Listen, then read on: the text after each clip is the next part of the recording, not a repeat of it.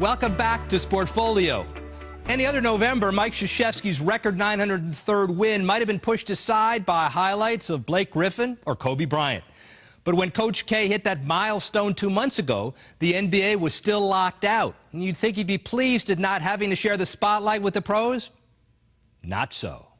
Well, I would have really missed the NBA if they didn't play. One, because they're the best players in the world.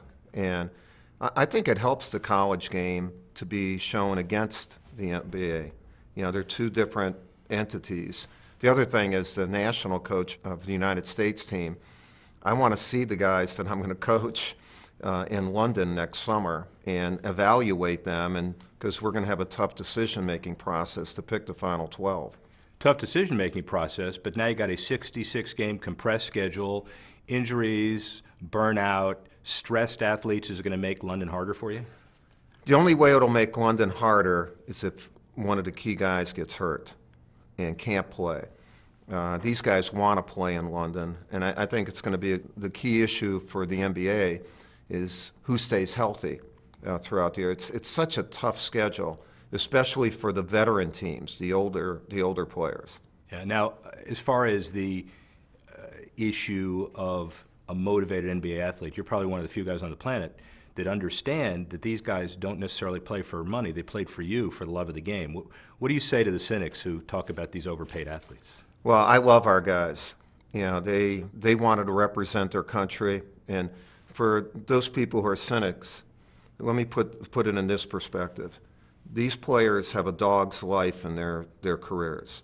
If they go 12 years, 13 years, they're not lawyers, doctors, coaches for their whole lives, and they give up summers and the potential of getting hurt to play for their country for no pay. And I'm 100% behind all the players, and especially this group, because they don't play for the United States, for United States basketball. They are United States basketball, and for them to understand that is a really beautiful thing.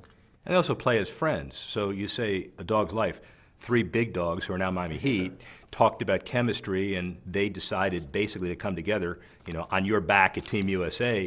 Do you think NBA players ought to be able to maneuver to get to be on the same team? Is that what basketball ought to be, or do you understand the other side of it as well? Well, I think there are always two sides to every issue, but I do think that a player, especially a star player, contractually, that's what they negotiate, the ability to move to a different market if they see fit. You know, Miami made an interesting financial commitment and then could not bring up the rest of their team, you know, and so now how they've juggled that this year to become even better, I think it's one of the really good business moves that somebody could make. Well, they also got smarter because now they got Shane Battier. They do have Shane, and you know the Harrison family they're very close friends of mine, and I don't think a player could play for a better franchise than the Harrison family. Speaking of money in the NBA, so I don't know whether the pundits ever talked about the Laker offer. You had a Trailblazer offer, $15 million a year with the Nets. That's big money. How close were you ever? I think the closest I ever came was the Lakers. Just because of wanted to coach Kobe. I love Kobe. Kobe was going to come to Duke and went right out of high school. And the Laker franchise is one of the storied franchises in all of sport. But it wasn't a money issue.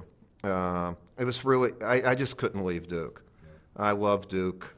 It's one of those things where they put prices of everything and then they say priceless. And again, I get paid a lot of money in that now.